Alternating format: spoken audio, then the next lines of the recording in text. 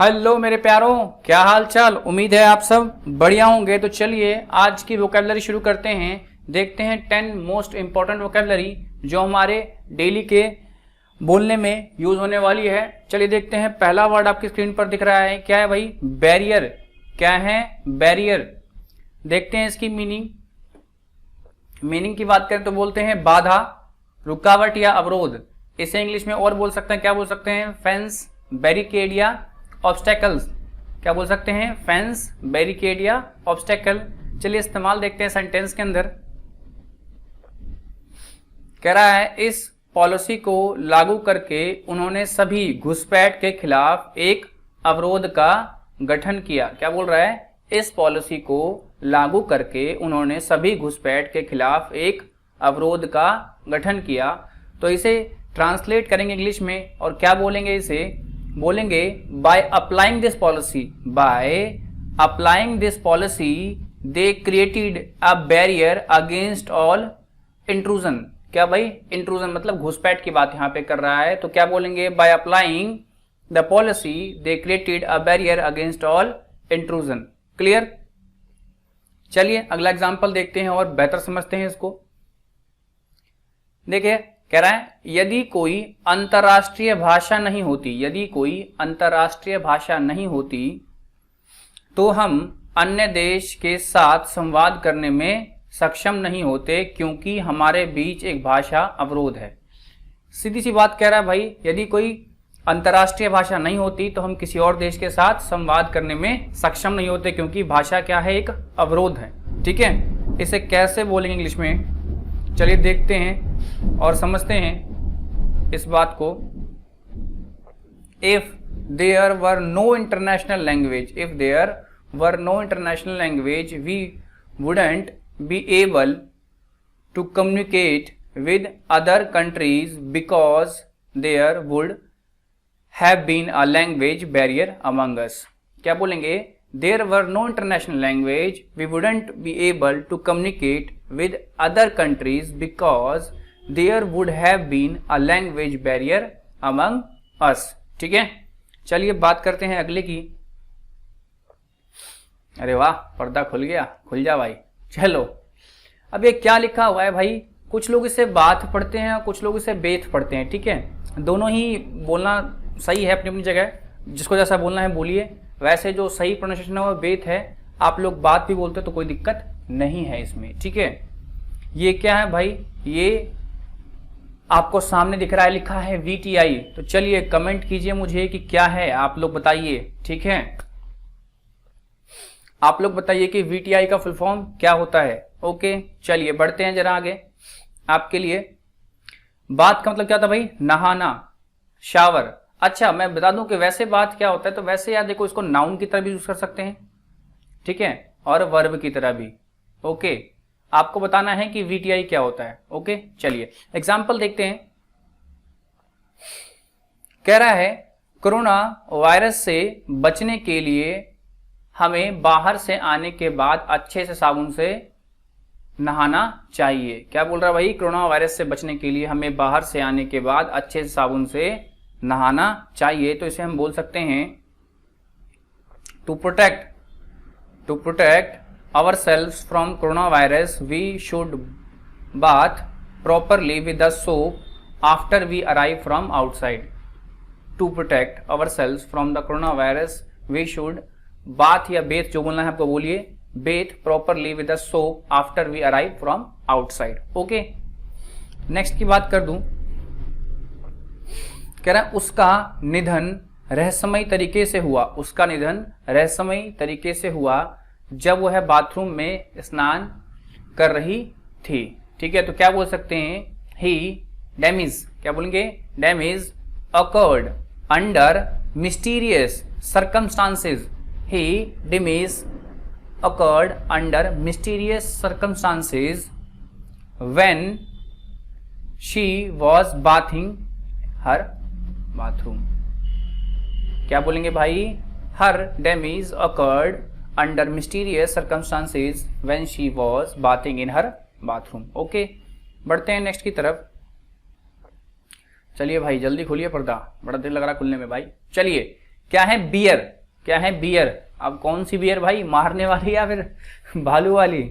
चलिए देखते हैं। तो देखिए बियर का मतलब क्या होता है? भालू या सहना। ओके, हाँ, पीने वाली बियर नहीं है ये। ओके, याद रखना। ये नाउन या वर्ब दोनों तरह से होता है। क्लियर है?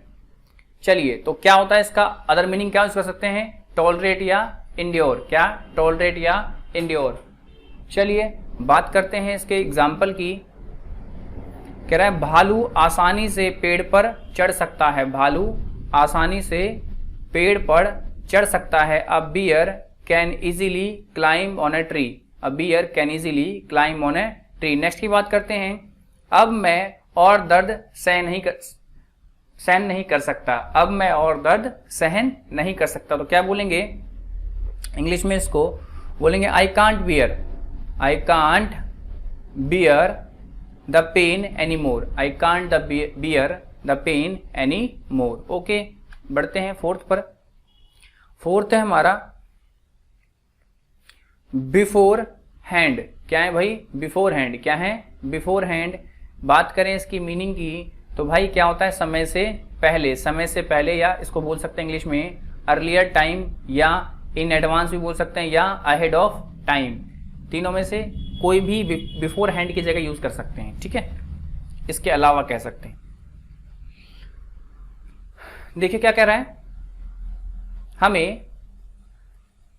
हमें कोई भी काम करने के दौरान समय से पहले सोच लेना चाहिए कि उसका परिणाम क्या होगा। बिल्कुल सही भाई, कोई भी काम करने से पहले सोच लेना चाहिए कि उसका परिणाम क्या होगा। चलिए देखते हैं।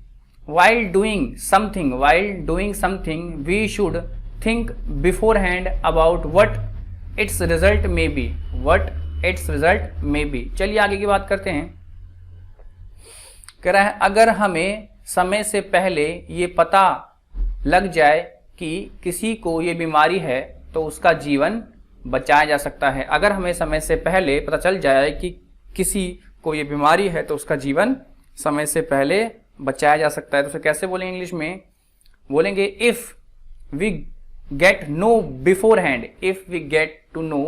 Hand that someone has this disease then his life can be saved. If we get to know beforehand that someone has this disease then his life can be saved. Okay,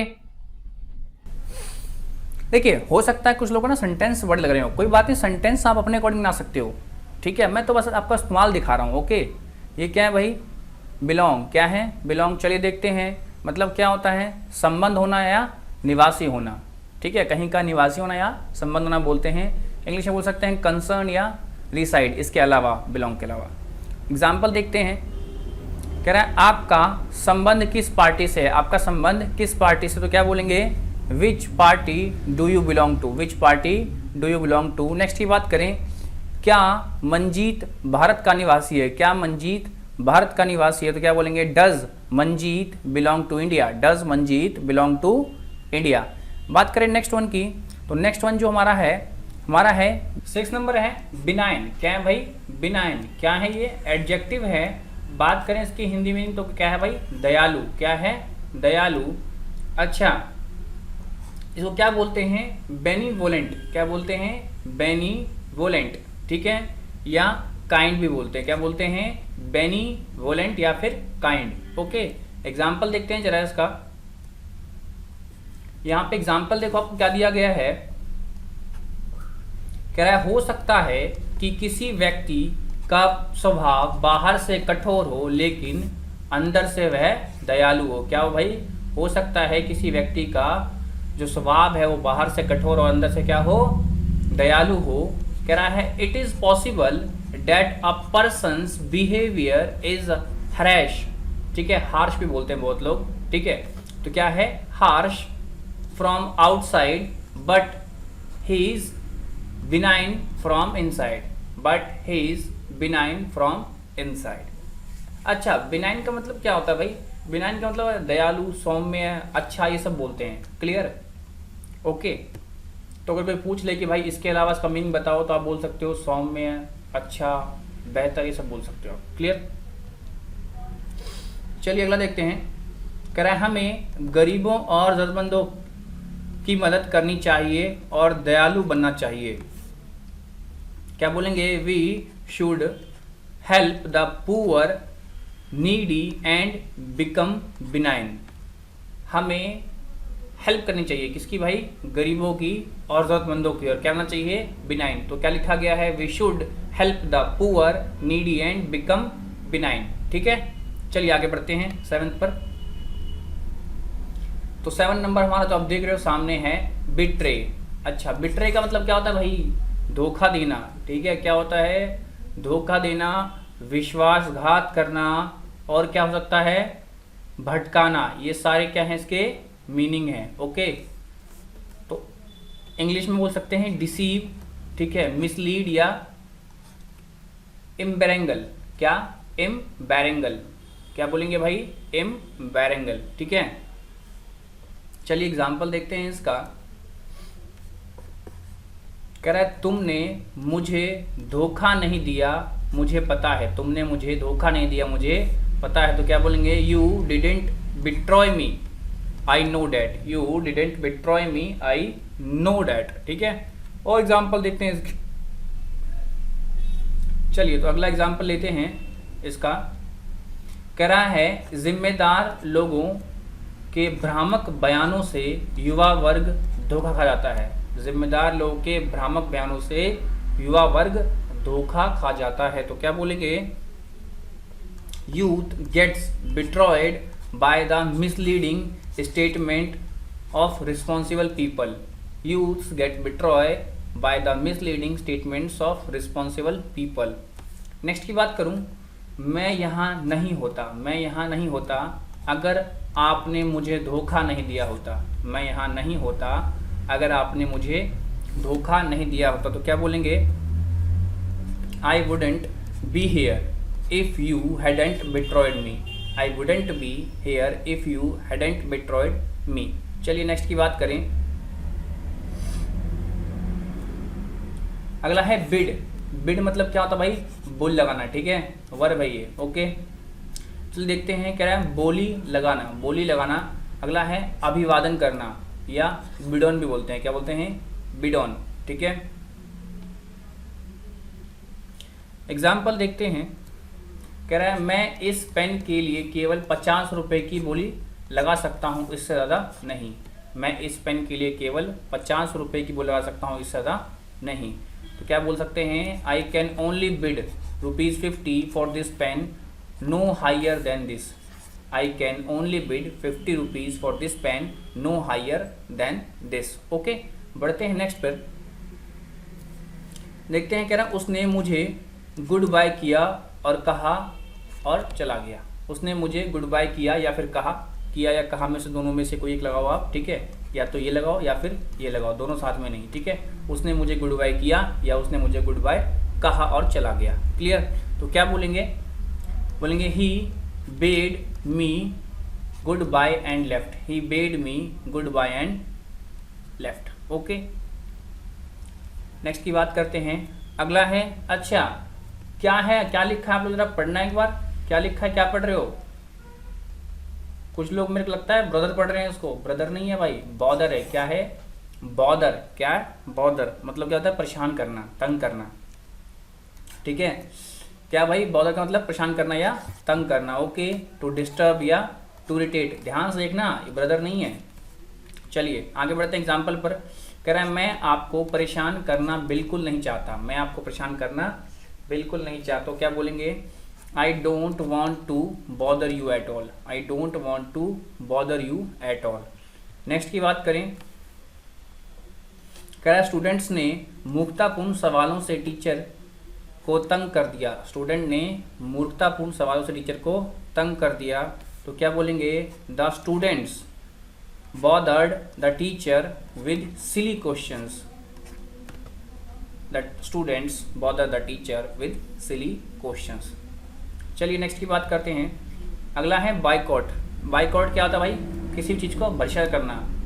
बहिष्कार क्या होता है? छोड़ देना यार। ठीक है, आजकल हम लोग कहते नहीं है चाइनीज़ चीज़ों का इस्तेमाल मत करो, लेकिन हम उसी का इस्तेमाल करते हैं, खाली बोलते हैं। ठीक है, तो बाइकॉट मतलब क्या होता है? बहिष्कार करना या बहिष्कार करना, जो कहना चाहो आप। क्लियर? क्या बोलेंगे इसको?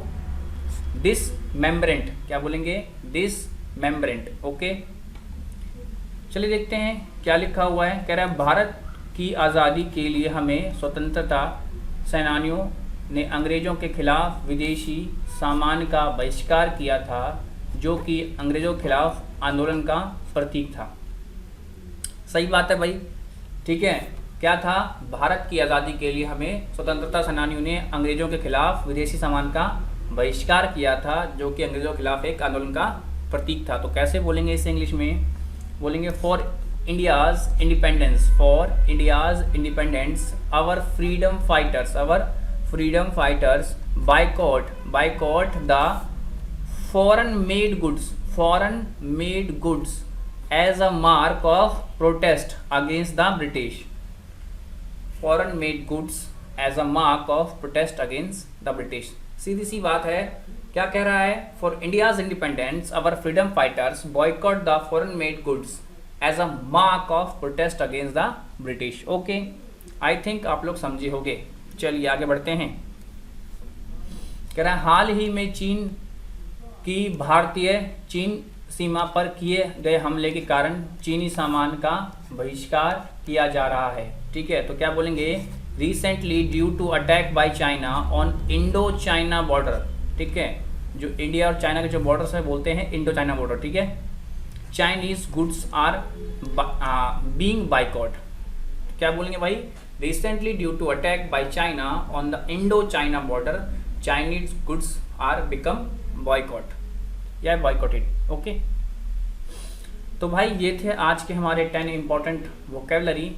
उम्मीद करता हूँ आपको कुछ सीखने को मिला होगा। तो मिलते हैं कल 10 नई वोकैबुलरी के साथ। Till then, bye bye.